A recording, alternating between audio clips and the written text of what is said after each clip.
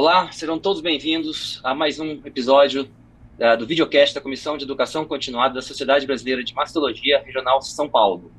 Hoje estaremos eu, o Leonardo, o nosso coordenador da comissão, o Lincoln, nossas convidadas, a Bruna Zucchetti e a Vanessa Sanvido, que estiveram em San Antônio na última semana, para a gente discutir a segunda parte aqui do nosso videocast sobre os melhores trabalhos de San Antônio, que é o maior congresso de câncer de mama do mundo. E para a gente começar, eu queria que vocês se apresentassem para os nossos convidados brevemente, a Bruna, a Vanessa, e a gente começa as discussões. Então, boa noite a todos, Muito obrigada pelo convite, para mim é um prazer estar aqui. Eu sou Bruna Zucchetti, para quem não me conhece, eu sou médica oncologista, eu trabalho com câncer de mama, eu tenho um fellow em oncologia mamária no Instituto Europeu de Oncologia e hoje em dia eu coordeno a oncologia mamária do Hospital 9 de Julho aqui em São Paulo. Vanessa. Oi, para quem não me conhece, meu nome é Vanessa Sanvido, eu sou mastologista, sou docente pela Escola Paulista de Medicina, supervisora dos residentes e pesquisadora pelo Instituto de Pesquisa do HCOR. Obrigada pelo convite, é um prazer conversar um pouquinho com vocês sobre os destaques de San Antônio. Obrigado a gente, Léo, de ter pessoas tão especiais e experts. Pela participação. Acabaram de chegar de viagem esses dias.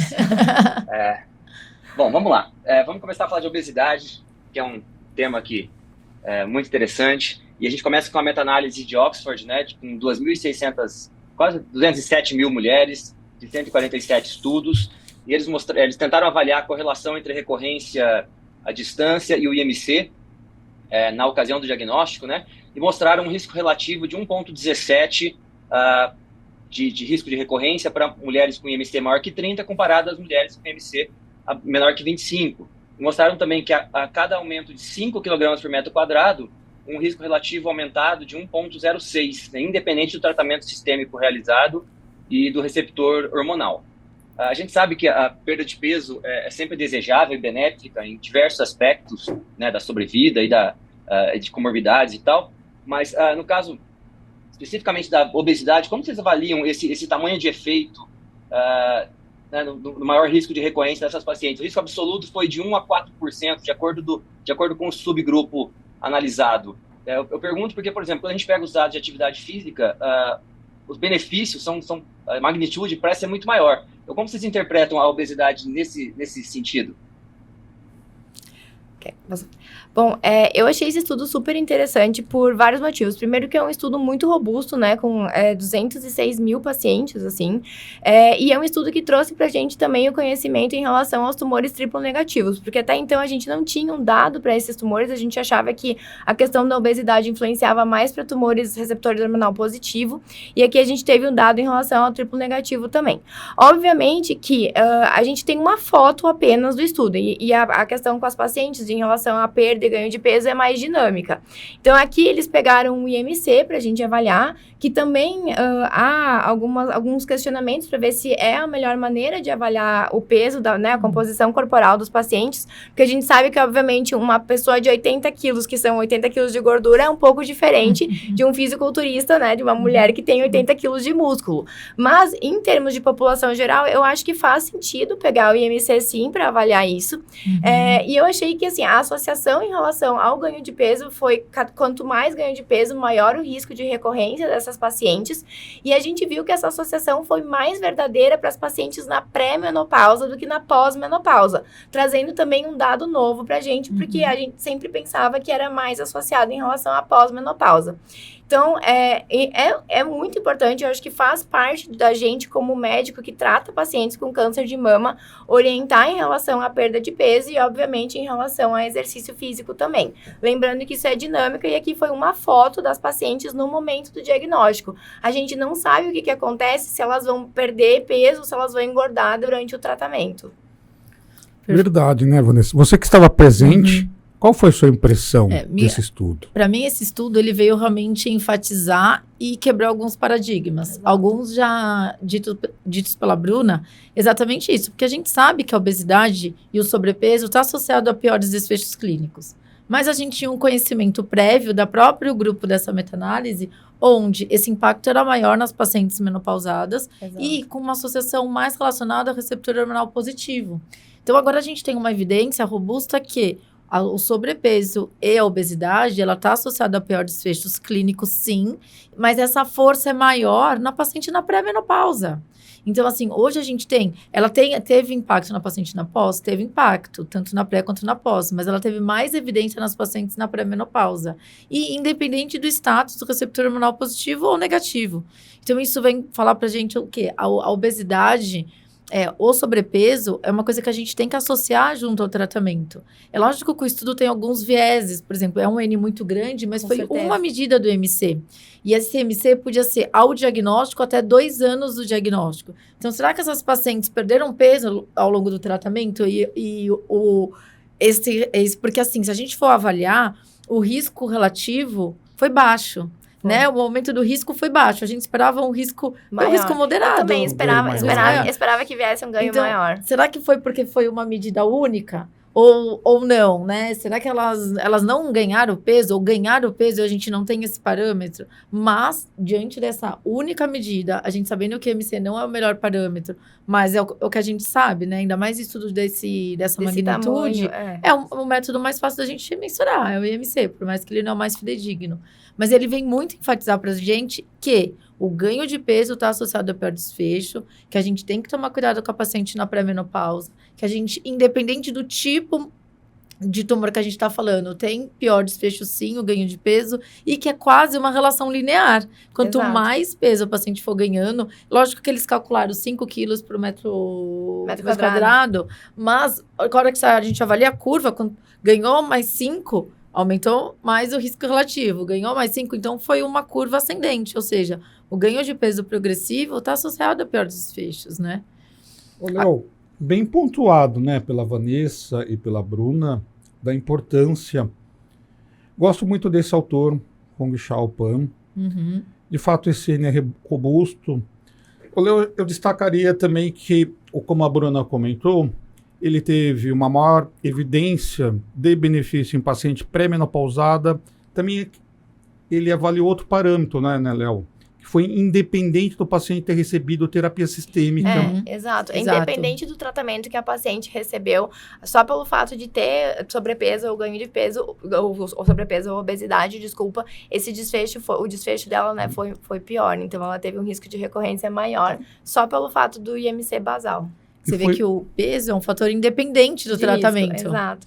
Porque a axila positiva ou negativa, lógico que paciente de maior risco teve pior desfecho. Mas você vê que ele é independente? Eu destacaria mais 2 parâmetros, Léo. E os casos N positivo também teve maior benefício. E talvez uma outra discussão que você gosta, né, Léo? Que é essa avaliação de só do MC. Talvez a gente vai passar por um processo mais dinâmico. É IMC mais, não a massa magra, mas talvez a importância da musculatura e da sua parte funcional, né, Léo? Sim. Eu adoraria ver um estudo grande assim, com algum outro método que avaliasse a composição corporal de uma forma mais fidedigna. Eu acho que os resultados seriam muito mais interessantes. E, Léo, além de ser mais fidedigno, que a gente acompanhasse o ganho de peso, o peso durante o tratamento, né? A gente teria que ter uma medida mais precisa e o que ocorre durante o tratamento. É que eu acho assim, como eu comentei, eu acho que talvez se fosse possível fazer uma bioimpedância para todas essas pacientes, mas com o número, né, com o tamanho do N que foi feito esse estudo, fica inviável. A grande questão é que realmente, se a paciente tem 80 quilos de massa magra, é muito diferente de 80 quilos de massa gorda. E eu acho que esse estudo também vem para corroborar a questão de que a gente, como médico que trata essas pacientes com câncer de mama, a gente precisa perder um tempo, não é nem perder um tempo, mas precisa ter um tempo na nossa consulta dedicado à importância de mudanças de estilo de vida. Até porque, mesmo para o diagnóstico, é muito ruim, para os desfechos cirúrgicos de vocês mesmos, é muito ruim uma paciente com obesidade. E a gente sabe que, para toda a tolerância do tratamento, né, em relação à hormonioterapia, tudo, a paciente obesa tem tem mais sintomas, tem mais onda de calor. Então, acho que a gente precisa pegar um tempo da consulta que seja dedicado para essa mudança de estilo de vida. E é muito difícil fazer com que as mulheres mudem o estilo de vida. É um grande desafio. Ô, Bruno, você sabe que eu dei um nome, um neologismo, Quem sabe, em breve, a gente vai ter uma bioimpedância funcional. Não sei qual será esse nome, hein, Léo? Mas você que gosta desse assunto. Quem sabe? Bom, vamos lá. O mesmo grupo apresentou uma outra meta-análise, que comparou pacientes que realizaram com mulheres mais de 70 anos com câncer de mama não metastático e comparou aquelas pacientes que iam para cirurgia imediata ou as pacientes que aguardavam o primeiro sinal de progressão para ir para a cirurgia. Foi uma meta-análise com 1.080 pacientes, 3 estudos, e mostrou que na paciente com N0, as pacientes que operaram direto, né, imediatamente, tiveram um risco de recorrência menor em 75%, e as pacientes versus tamoxifeno isolado, né? E as pacientes com N positivo tiveram uma redução de risco maior ainda, em torno de 80%, né? Então, o benefício em sobrevida foi pequeno, talvez teria que esperar mais tempo, mas é um estudo bastante interessante aí, tendendo para nós cirurgiões operarmos essas pacientes, né? Então, a gente achou interessante colocar e queria ver com vocês, na prática de vocês, nessas pacientes idosas, vocês usam algum critério para poupar elas de cirurgia? Vocês têm isso na rotina de vocês ou não? Sempre que possível, vocês operam? Ô, Léo, na verdade, tanto na Escola Paulista quanto no consultório, a gente criou um grupo de oncogeriatria.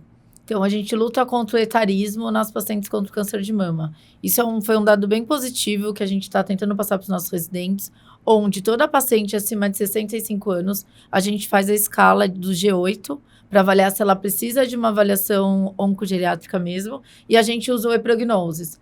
Por quê? É muito a mesma coisa que a gente estava discutindo no estudo anterior. Você categorizar a paciente 70 anos mais. A gente tem paciente 70 anos mais que você coloca na escala de G8, ela não tem nenhum fator de geriatria, que ela não tem expectativa de vida muito maior do que 10 anos.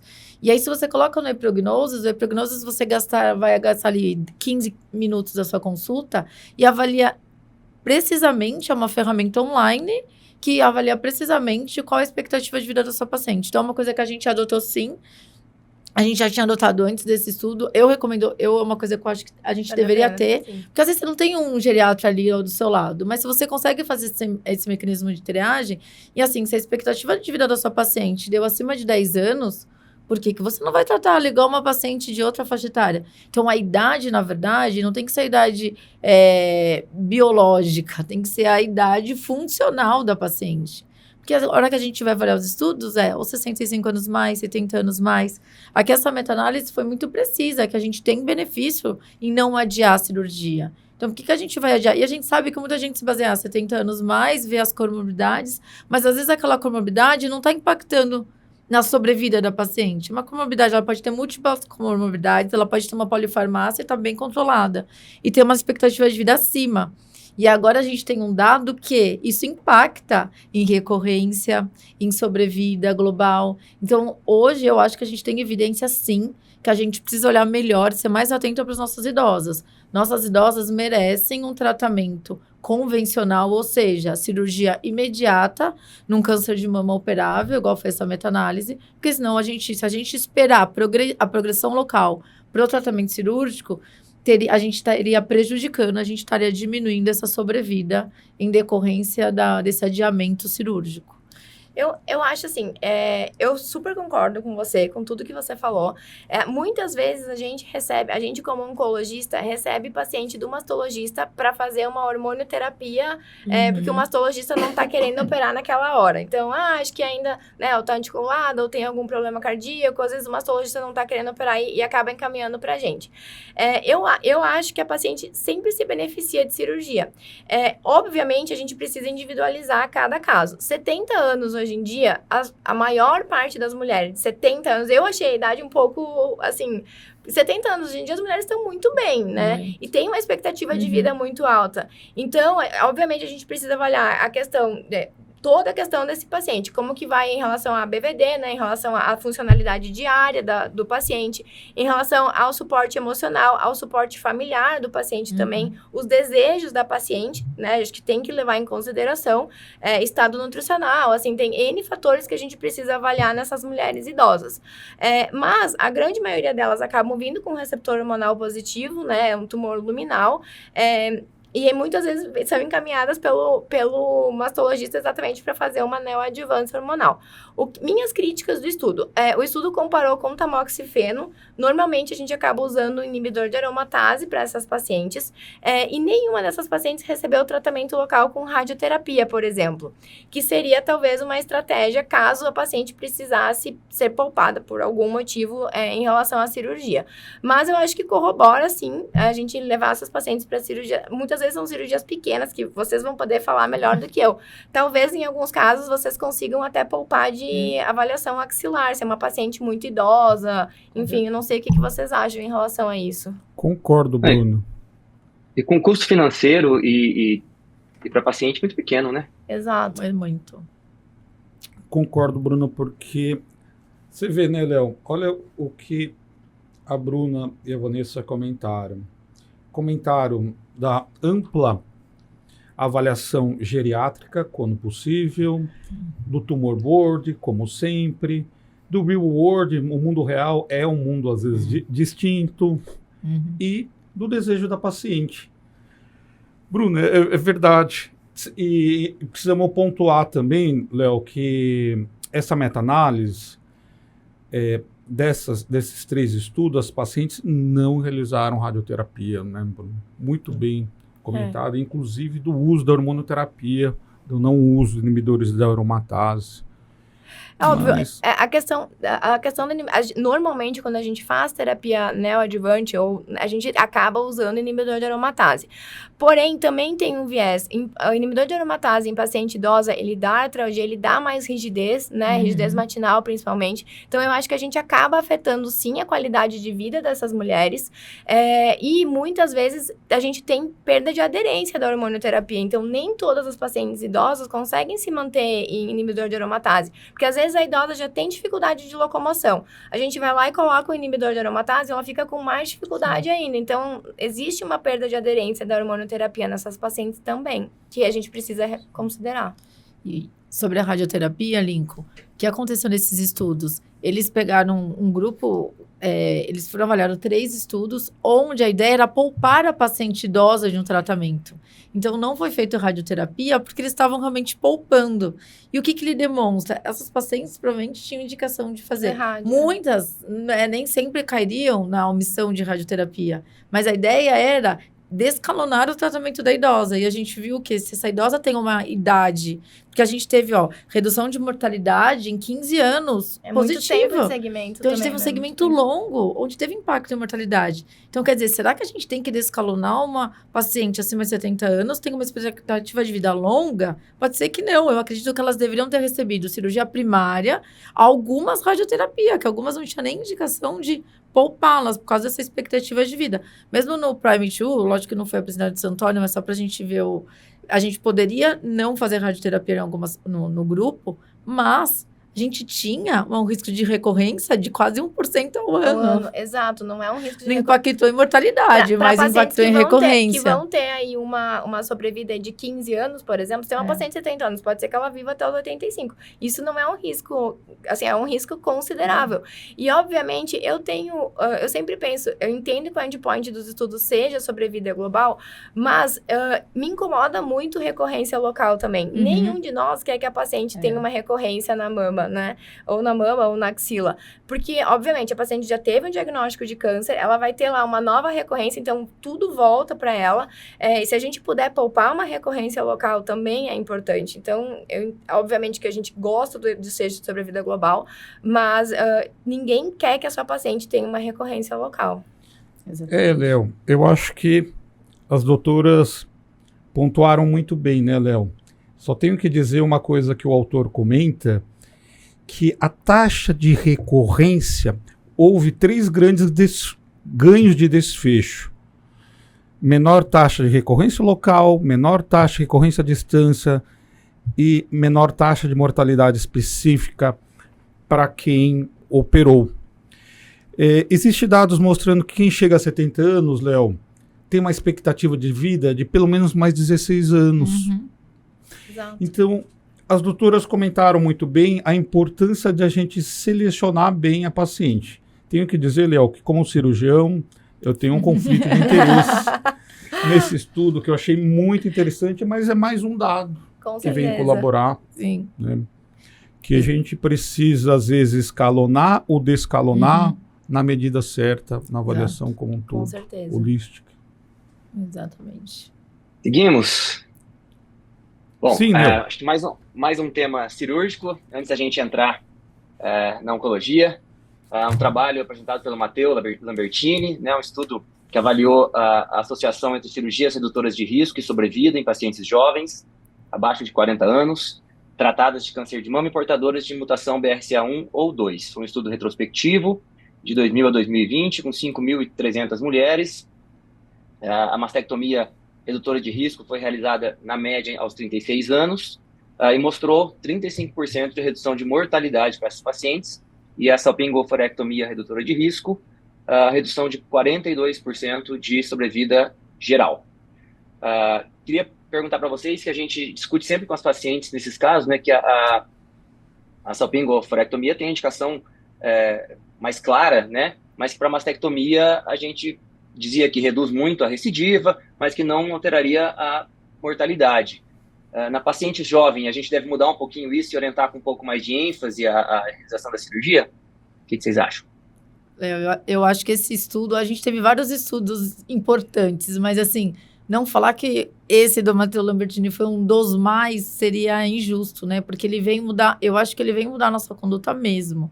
Então, essa frase dita por você, que a gente diz sempre no consultório, eu acho que agora a gente tem que reavaliar. Agora a gente sabe, lógico que a gente não pode extrapolar dados, ele só avaliou pacientes até 40 anos, então são pacientes com câncer de mama extremamente jovens, mas agora a gente pode falar que sim, que as cirurgias redutoras de risco, mesmo na paciente mutada, porque antigamente a gente falava isso para paciente mutada sem carcinoma. Agora a gente pode falar que a paciente mutada, BRCA1, BRCA2, com o diagnóstico, uma idade extremamente jovem, a cirurgia redutora de risco tem impacto em sobrevida global. Então, a gente está beneficiando nossa paciente, fazendo uma cirurgia profilática contralateral, então, fazendo uma mastectomia bilateral, fazendo a salpingoforectomia bilateral. Então, acho que a gente vai ter que enfatizar isso para as nossas pacientes, porque, assim, isso vai diminuir o segundo tumor primário, que era uma coisa que a gente já chegava a comentar com as nossas pacientes. A gente sabe que vai diminuir, então, essa recorrência e vai aumentar a sobrevida delas. Então, eu acho que a gente tem que abordar assim. É lógico que a gente sempre vai pôr na balança, nossa, que essa cirurgia às vezes vai impactar numa diminuição de qualidade de vida, a gente não pode fazer terapia de reposição hormonal em quem já teve câncer de mama, mas a hora que a gente vê os dados de sobrevida, não tem como a gente não questionar isso para nossa paciente. Então, sim, eu acho que vai mudar sim.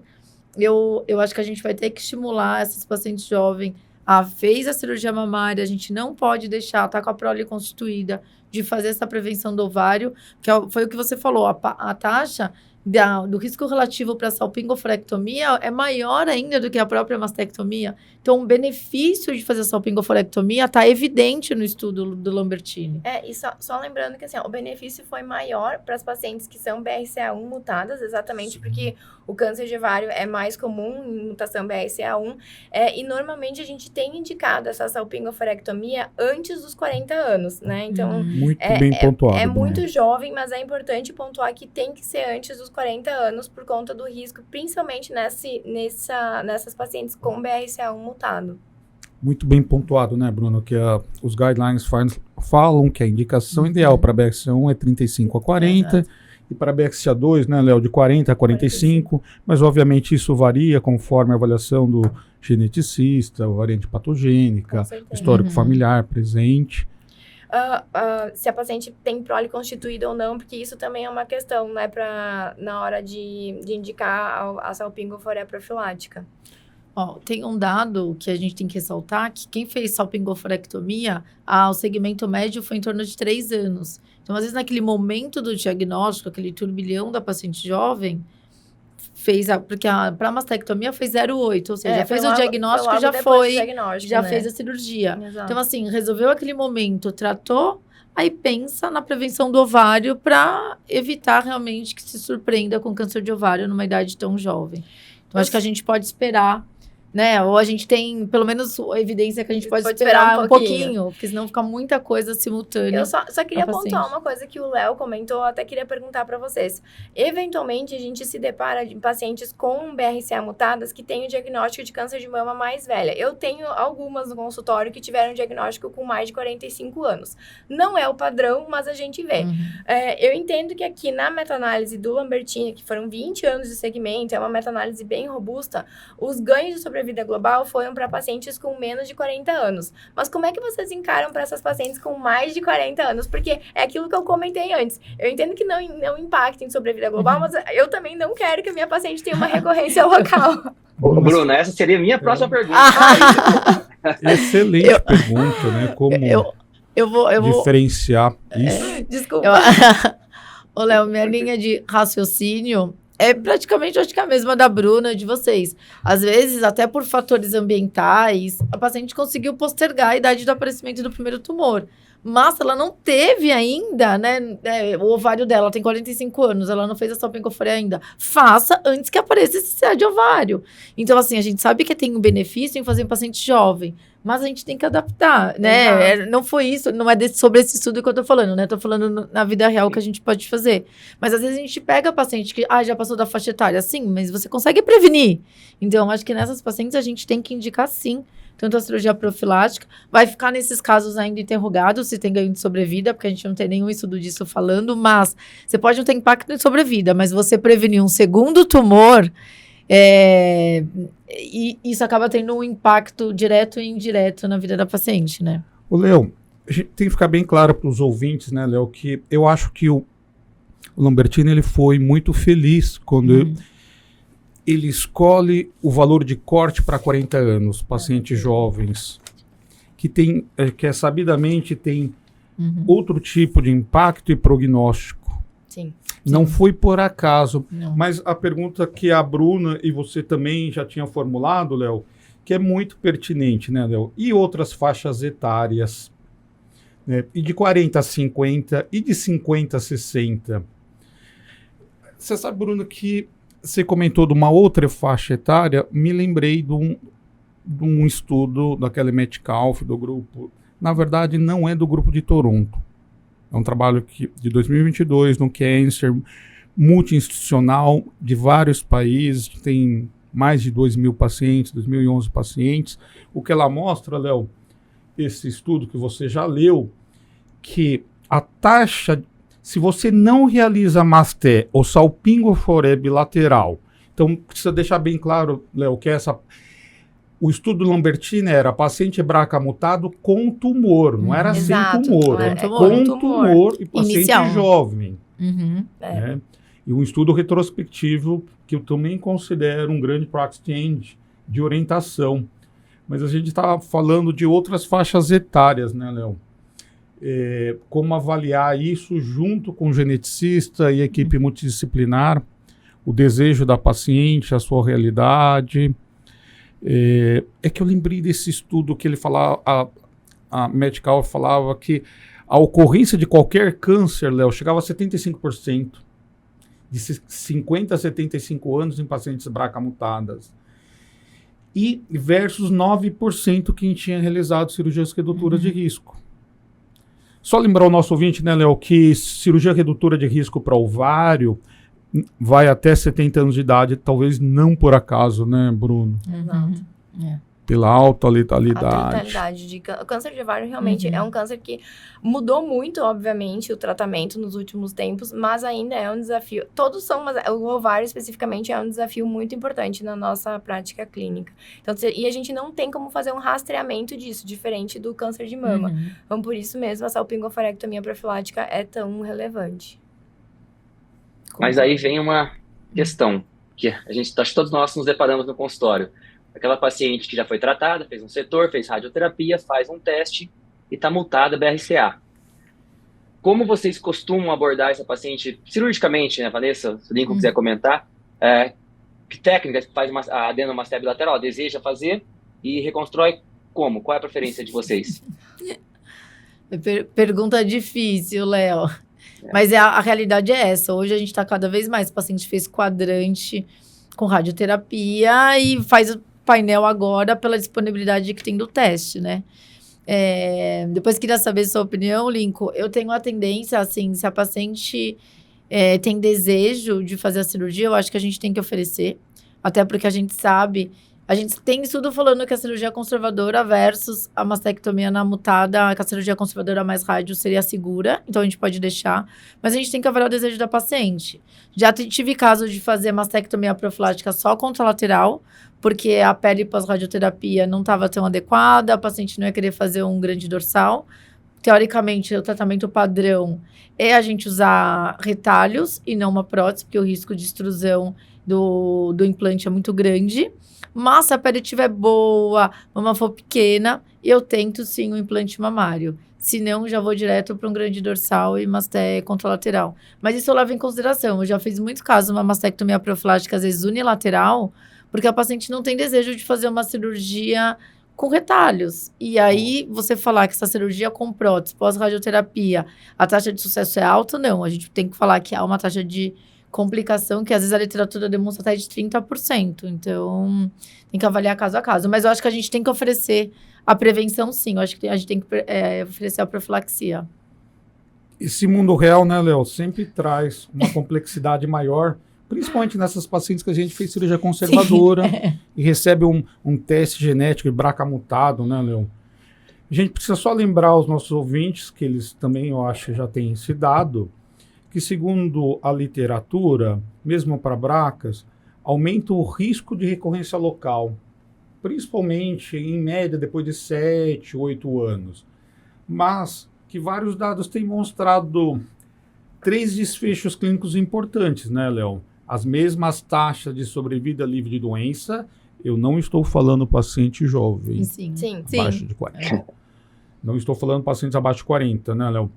Então, tem as mesmas taxas gerais sobre vida livre de doença, sobre vida global e, o mais importante, sobre vida específica. Uhum. E aí vai pesar muito o desejo da paciente, o compreendimento, né, Bruna? Como é que você vê essas pacientes? Então, eu acho que até um trabalho seria interessante a gente fazer, seria em relação à questão emocional dessas pacientes com BRCA mutadas e o que elas pensam, né, como que elas se sentem em relação a fazer a cirurgia ou não. Eu tenho uma paciente que me falou, doutora, a impressão que eu tenho é que eu tenho sempre uma faca no meu pescoço, prestes a me matar, assim. Então, eu acho que esse ponto a gente precisa levar em consideração também. Obviamente que a avaliação precisa ser multidisciplinar, né? Então, ou um oncomasto, geneticista, e precisa ouvir a opinião da paciente, se ela quer fazer a cirurgia realmente ou não. Eu não acho, claro, eu não opero né, pra sorte das pacientes, eu não tenho essa capacidade técnica, mas... Teria, Bruno. Teria, faz as coisas muito bem Eu não feitas. acho que impacta tanto em qualidade de vida a questão da cirurgia. E muitas vezes a gente tem visto no consultório, vocês, cirurgiões, têm se preocupado cada vez mais em relação ao ponto de vista do resultado estético dessas pacientes. Então, ao longo dos anos, eu vejo que o resultado estético tem melhorado cada vez mais. Eu acho que sempre a gente precisa discutir com a paciente para ouvir a opinião dela. E aqui é necessário dividir um pouco da responsabilidade. Porque, por exemplo, a indicação é fazer uma salpingoforectomia com menos de 39 anos. Tá, mas a paciente não tem prole constituída ainda, a paciente tem desejo de engravidar. A gente também precisa adaptar um pouco as coisas à nossa realidade, né? E individualizar cada caso.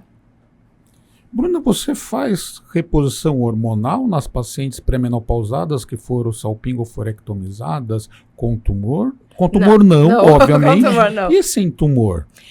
Eu não faço, né, como oncologista, nem saberia fazer isso, mas a gente tem dado para paciente, aqui é bem importante ressaltar, é paciente que não teve câncer de mama, tá?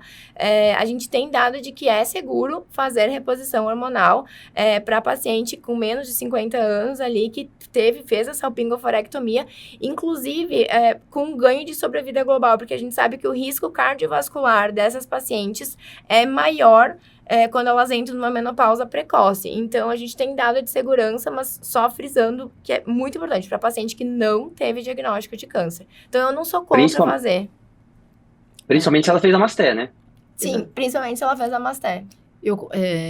abordando esse ponto, eu acho que o melhor cenário da paciente mutada é quando a gente faz o diagnóstico, por isso que eu sou a favor da testagem, porque a gente às vezes a gente vai beneficiar outros membros da família, Exato. porque o melhor cenário é você fazer um diagnóstico de uma paciente BRCA1, BRCA2 Sim. e programar a vida dela. Onde você faz a cirurgia da mama, você faz a cirurgia do ovário e faz a reposição hormonal, onde não diminui a qualidade de vida. Então, se a gente consegue fazer um diagnóstico de uma paciente mutada antes do diagnóstico da doença, a gente consegue manejar muito bem a repercussão dessas cirurgias profiláticas. Diferente de quando você já pega aquela paciente mutada com histórico de câncer. Então, sim, o paciente fez mastectomia, eu deixo até com anticoncepcional, porque a gente sabe que anticoncepcional na paciente mutada combinado diminui o risco de ser de ovário. Então, você pode usar esse método até ela fazer a salpingoforé e no momento ideal você faz a salpingoforé e começa a reposição hormonal. Então, eu acho esse o cenário o ideal. Aumentando a sobrevida dessas pacientes, Exato. porque essa menopausa precoce tem um risco cardiovascular muito Alto. aumentado. Exatamente. Você sabe, Bruno, que eu gosto da concepção que está para ser provada, que a salpingectomia sem alforectomia teria Pode um ser, impacto de uma forma muito importante na prevenção, ou pelo menos na diminuição. Tem Já que, alguns centros que estão fazendo principalmente, isso, né? sim, europeus, americanos. Se a de ovário provavelmente começa na tuba, né, Lin? Principalmente os carcinomas serosos. Que é realmente, de alto grau. que é também, realmente por os exemplo. mais associados com a mutação de BRCA1. Que é o que a gente está É o tentando que a gente, evitar. exatamente. Exato. Perfeito. Vamos lá. Um pouquinho de oncologia agora. Tivemos mais uma apresentação do Keynote 522, conhecido estudo, né? Quimio neoadjuvante com ou sem pembrolizumab em paciente triplo negativo de alto risco. Eles mostraram um pôster, o benefício em sobrevida global nas pacientes que tiveram adição de pembro, principalmente aquelas pacientes com RCB2, né, com doença residual moderada, e mostraram que nas pacientes que atingiram RCB0, não há benefício em sobrevida global da imunoterapia. E no late breaking da terça-feira à noite, eles apresentaram uma análise exploratória da expressão gênica de alguns biomarcadores, que eu confesso que para mim isso é meio complicado, mas PMB, células inflamatórias, né? No pré-tratamento eles avaliaram essa expressão gênica e a associação com sobrevida livre de eventos. Eu queria que vocês comentassem esses achados, se são achados importantes, que vão traduzir para a gente em alguma ferramenta clínica em um breve período aí, ou ainda muito questão de bancada lá de estudo.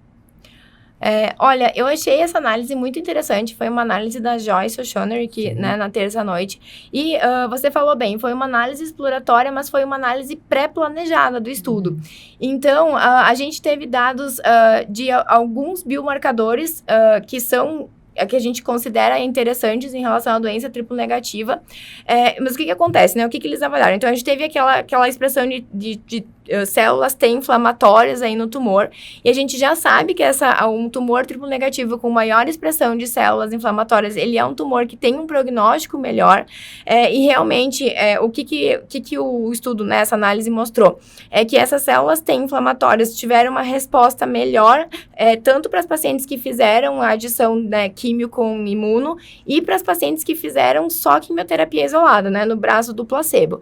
Além disso, elas tiveram uma taxa de resposta patológica melhor para os dois braços e uma sobrevida livre de eventos melhor para os dois braços. Então, a gente já tem vários estudos em andamento tentando descalonar o tratamento, principalmente o tratamento adjuvante de tumores triplo negativos que tem um número maior, né, de células inflamatórias infiltrantes aí.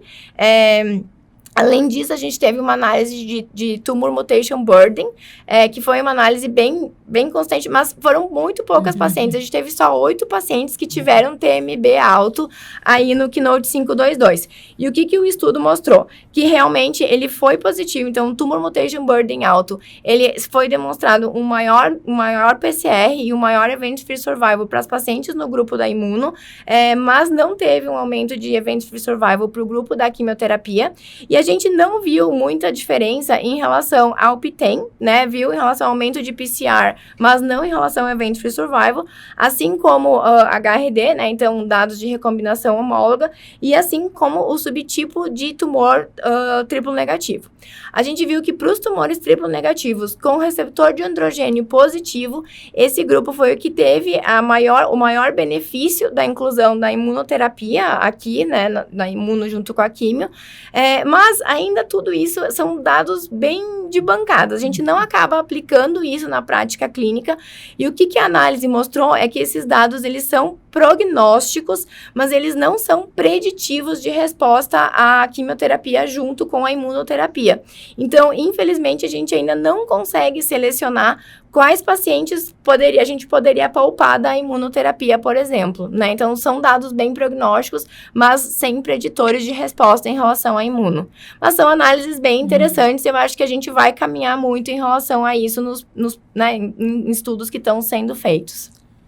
Bruno, são dados bastante provocativos, esses biomarcadores. Como a medicina tem ficado cara, né? Então. Mas como a Bruna comentou bem, né, Léo? Não tem isso, praticidade clínica. E é caro fazer essas análises também.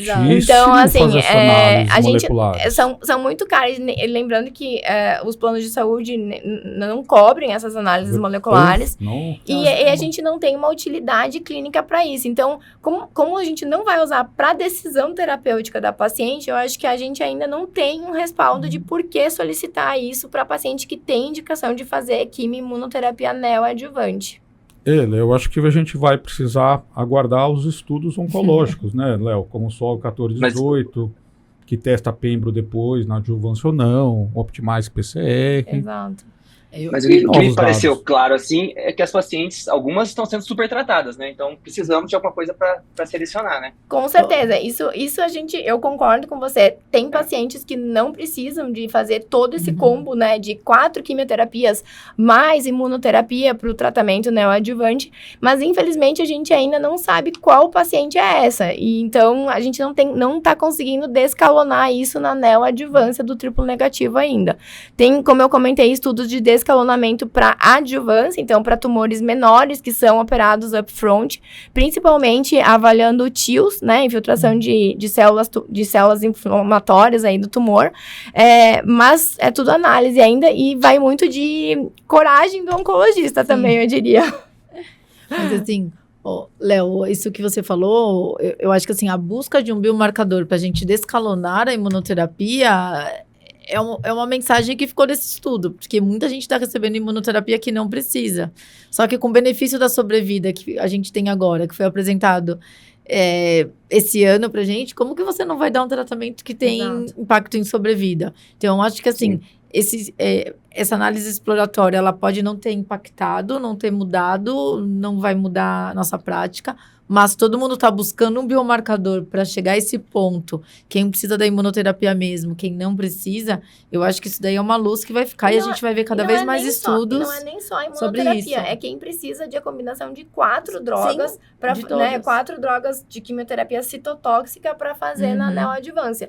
Porque todo mundo aqui vê pacientes que vieram de Keynote 522 para vocês, e muitas vezes os pacientes chegam muito fadigados, com muitos sintomas, inclusive com sintomas imunomediados. Então, eu acho que pra gente, como oncologista, esse estudo levantou ideias, levantou hipóteses, mas ainda não é um practice changing. De fato, né, Léo?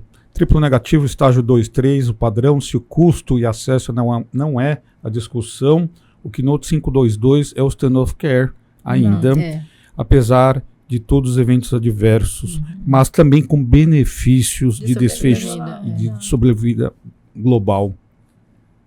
Léo? E o pessoal tá de olho em outras drogas, né? Também foram apresentados aí o Geparduz, né, e o Camrelif. Então, estudos mais ou menos no mesmo molde do Keynote 22, com triplo negativo de alto risco. O Gepard testou a tesolizumab e o Camrelif, o camzelizumab, na neoadjuvância também desses pacientes. E os resultados foram negativos para sobrevida livre de evento, mas atingiram o endpoint primário de PCR, de resposta patológica completa. Vocês poderiam pontuar para a gente, Bruna, se tem mesmo semelhanças esses estudos e por que os resultados com pembro são tão superiores que as outras medicações? Tem essa resposta? Olha, gostaria de ter essa resposta. Eu acho que depois da apresentação teve uma análise bem interessante do Bianchini, que ele tentou pontuar exatamente essas perguntas que a gente tem na oncologia. Então, a gente sabe que o pembrolizumab é um anti-PD-1, o atezolizumab é um anti-PDL1, então eles são moléculas um pouquinho diferentes, né? A gente sabe que o pembro ele tem um pouco mais de evento imunomediado relacionado do que o atezo. O atezo é uma molécula um pouco mais bem tolerada. E aqui eu acho que tem algumas coisas que dá pra gente pontuar. Primeiro, o desenho dos estudos, então a randomização do Keynote 522 foi 2:1, enquanto a randomização do estudo com atezo foi 1:1, isso pode mudar um pouco em relação ao desfecho. Só lembrando que no estudo que acabou usando a atezolizumab, a gente teve 60% das pacientes que fizeram AC dose dense, e isso a gente também sabe pelos dados do Keynote 22, que a exposição à quimioterapia, e dados mais antigos também em relação à quimioterapia dose dense, ela tem um ganho de sobrevida global, principalmente para as pacientes triplo negativos. Então, isso eu acho que é um ponto muito importante que acabou indo a favor do pembro, porque no pembro todas as pacientes receberam AC a cada 3 semanas. Além disso, no estudo com a atezolizumab, a gente teve um número de, se eu não me engano, 50% das pacientes que receberam Xeloda para as pacientes que não tinham atingido resposta patológica completa. E também teve um número pequeno, mas teve, de pacientes que recebeu olaparib na adjuvância, né? Então, receberam tanto Xeloda quanto olaparib para quem não teve resposta patológica completa. A taxa de resposta patológica completa, como você pontuou, Léo, foi muito parecida para os dois grupos, foi 63% para o grupo da imuno e 57% para o grupo do placebo. A grande questão é que o Keynote 522, ele tinha 2 endpoints primários, que era a resposta patológica completa e sobrevida livre de eventos. Já no estudo do atezo, era apenas sobrevida livre de eventos, então o estudo veio negativo realmente para sobrevida livre de eventos. E se a gente for ver a curva das pacientes que no grupo do pembro, que não no estudo do Keynote 522, a curva das pacientes que fez químio e placebo, ela foi pior do que as pacientes no grupo do atezo que fez químio e placebo. Então, as pacientes do grupo do NSBP, né, do Guepard 12, elas foram um pouquinho melhores. Então, eu acho que tudo isso acabou influenciando em relação ao desfecho de não ter atingido o ganho de sobrevida livre de eventos do Guepard 12 comparado com o Keynote 522. Mas são coisas que a gente está inferindo, né? A gente, na verdade, não consegue dizer exatamente o porquê. Em relação ao Canrelieve, tem várias queixas em relação ao estudo, né? Vários pontos a pontuar. Primeiro que ele usou nab-paclitaxel e não o Taxol, que a gente usa como backbone de quimioterapia. E sem contar que é uma droga que só existe na China, praticamente é um estudo que foi feito com população apenas chinesa. O fato é que, na minha humilde opinião, eu acho que a gente vai acabar vendo estudos chineses com drogas chinesas vindo cada vez mais sendo apresentados, né? Acho que para os próximos 5 anos aí, eles vão tomar um cenário muito importante. E lembrando que são drogas desenvolvidas num custo muito mais barato do que as drogas que a gente tem disponível aqui. Então, ele não teve um ganho de PCR tão significativo quanto a gente viu no Keynote 522, né? Ele chegou a 57%, mas foi um ganho de PCR considerável. Então, talvez, né, se a droga for muito mais barata, seja alguma coisa que a gente possa usar num cenário que a gente tá com a medicina privada aqui no Brasil muito, no Brasil e no mundo, né? Muito apertada aí. Você sabe, Bruno, que eu fiquei pensando várias vezes isso. Por custo-efetividade. Exato. Se der certo só para a China, para eles é muita coisa. Sim, exato, porque é país muita com gente, bilhão, né? Exato. Sim, exatamente. É muita coisa, hein, Léo? Mas eu gostei de uma frase que eu vi do Bianchini. Nós estamos numa fase, Léo, de preciso imunológico também, viu, Léo? De todas essas discussões. E que isso é só o começo, hein, Léo? Tá ficando difícil. Agora vamos para um estudo importante. O EMBER-3, né? Um estudo de fase 3, no cenário de pacientes metastáticas, que já luminais, né, com receptor hormonal positivo, que já tinham utilizado o inibidor de ciclina, C4/6, e avaliou o SERD oral em lunestranto, né? cujo um dos coautores é o André Matar, nosso amigo, que publicou concomitante na New England. Então, ficamos orgulhosos. E mostrou uma melhor sobrevida das pacientes com mutação ECR1. E no braço associado ao abemaciclib, né, uma redução de 43% no risco de progressão na população total. Então, Bruno, se aprovado o imlunestrante, seria o segundo SERD, né? O primeiro foi o elacestrant, e você já consegue fazer uma previsão aí de qual o melhor entre eles, se vai ter alguma comparação, e o imlunestrant seria uma melhor opção para pacientes não mutadas ESR1? Se você puder comentar um pouquinho o estudo para a gente e essas impressões aí.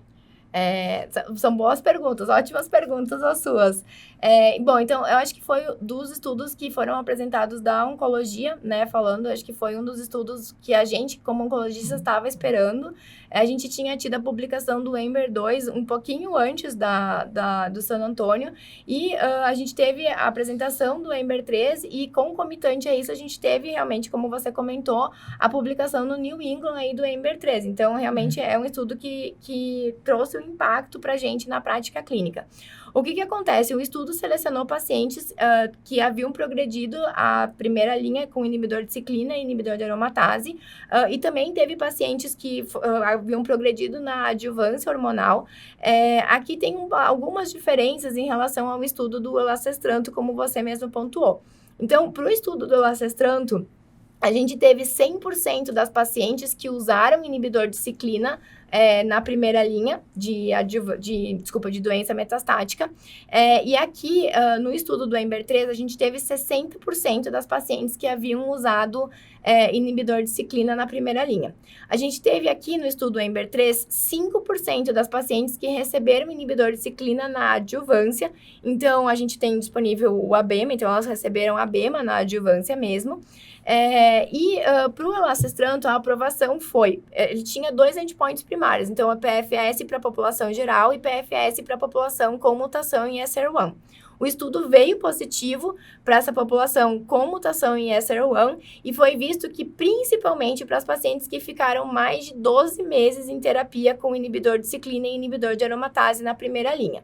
E lembrando que o elacestrant foi aprovado, né, dependente da mutação, então a gente precisa fazer uma biópsia líquida, que o estudo foi relacionado com o uso de Guardian 360, essa droga ela não está disponível no Brasil ainda, a gente não tem nem perspectiva de quando ela vai chegar. Em relação ao EMBER-3, então, como eu comentei, pegou 60% de pacientes que haviam usado inibidor de ciclina na primeira linha, 5% que havia usado na adjuvância, e ele randomizou em 3 braços. Então, um braço só para o imlunestrant, um braço para terapia endócrina padrão, que aqui grande maioria das pacientes acabou recebendo fulvestrant, e um braço para continuar inibidor de ciclina, aqui no caso com abemaciclib, junto com o lunestrant. Os desfechos que mais me chamaram a atenção foram realmente os desfechos da combinação do imlunestrant com o abema, tá? Com a continuação do inibidor de CDK4/6, indo aqui para 9 meses para a população geral e chegando a 11 meses de sobrevida livre de progressão para a população com mutação de ESR1. Então, lembrando que aqui é uma continuação de terapia hormonal, e como que eu vejo isso, né? Como que eu acabo enxergando isso, principalmente aqui no Brasil? Eu acredito que o imlunestrant vai ser aprovado aqui no Brasil antes do elacestrant, porque a Lilly já está no Brasil, a gente já tem vários centros com estudos recrutando pacientes para fazer esse SERD, né? Fazer um imlunestrant, principalmente em doença em adjuvância, a gente está tentando trazer os SERDs para adjuvância, e ele é uma droga muito bem tolerada, e a grande parte dos estudos com SERDs orais que estão sendo desenvolvidas é com SERD oral em combinação com alguma outra droga, como inibidor de ciclina, como inibidor de PIK3CA. Então, eu acredito que a aprovação vai vir vinculada, talvez para né, aqui é um chute, não sei como é que vai vir, mas eu acho que vai vir para pacientes com mutação de ESR1, acredito que vai ter o uso de imlunestrant monodroga,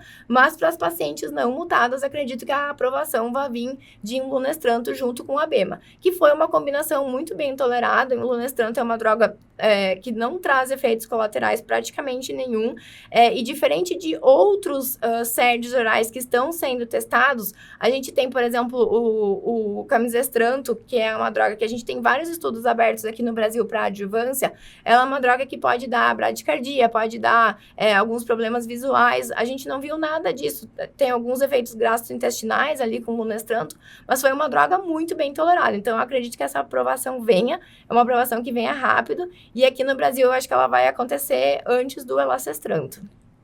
Ô, Léo, eu tenho que dizer uma coisa, que eu tenho um grande conflito de interesse, que o André é um grande amigo. Mas, Matar, você nos orgulha muito. É verdade. E seu grupo também. Foi. E como a Bruna comentou, Léo, também considero, dentro da San Antônio 24, um dos melhores estudos na oncologia clínica foi o Amber Tree. Foi. Ô, Bruno, eu fiquei com uma dúvida. A Lili aqui no Brasil, ela vai pagar o Guardant ou eles vão fazer qualquer outro de biópsia líquida? Essa é uma grande dúvida. É uma ótima pergunta, inclusive, acho que já fica aí para Lili. O teste que eles usaram foi também o Guardian 360. O nosso grande problema no cenário privado é que nem todas as pacientes conseguem ter acesso ao teste, porque ele não é um teste barato. E eu acredito, assim, não tenho bola de cristal, mas eu acredito que a aprovação do lunestranto monodroga venha a ser para pacientes com ESR1 mutado. Então, eu acho que a indústria, quando for trazer a aprovação da droga, ela vai precisar ter algum suporte para a gente conseguir testar essas pacientes. Eu acho, né? Minha modesta opinião aqui.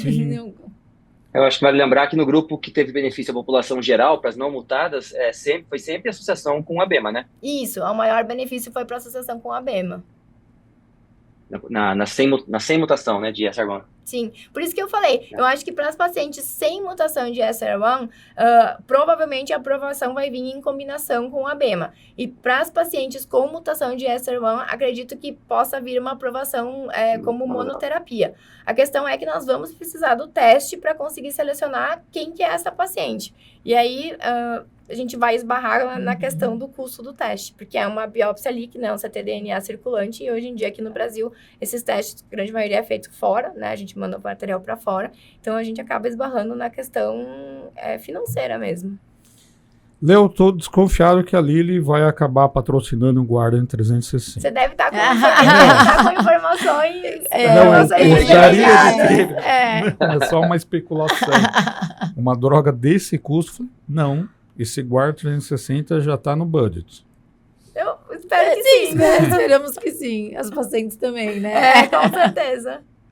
E chamou atenção, né? Um baixíssimo efeito colateral, 6, 7%, né, Bruno? Sim, praticamente sem nada de descontinuação da droga. Então, ela é uma droga muito bem tolerada. Assim, os SERDs, em geral, são drogas bem toleradas. Vocês têm experiência de paciente usando fulvestranto. Claro, o ruim do fulvestranto tem a questão da injeção intramuscular, né? Então, fica dolorido e tudo. E a droga desses novos SERDs orais, eles são superiores ao fulvestranto mesmo, né? Por questão molecular.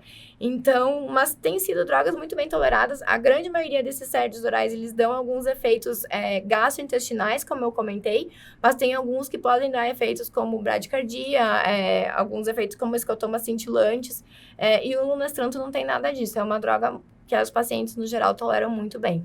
Ô, Léo, para você ter uma ideia, não é qualquer um que consegue publicar online no New England. Nós aguardamos o B51, aliás, Bruno, nós encontramos o Mamonas. Lá? E, aliás, Novita pergunta, e aí? Não estou na terceira revisão. Ou seja, Léo, esse trabalho será publicado no New England. E aguardaremos e conversaremos também com os anúncios. Aguardando. Bom, muito legal. Acho que discutimos aí os temas que a gente tinha separado para essa segunda parte. Queria, se vocês quiserem fazer alguma consideração final, queria agradecer a vocês pela participação, foi super bacana mais uma vez. E, por favor, podem, se quiserem, fazer um comentário limpo também. Suas mensagens finais. Eu queria agradecer o convite, acho que a gente aprende tanto, a gente aprende lá em San Antônio, na hora que a gente está assistindo, a gente aprende depois revisando e discutindo com os colegas, a gente aprende e sedimenta tão mais, né?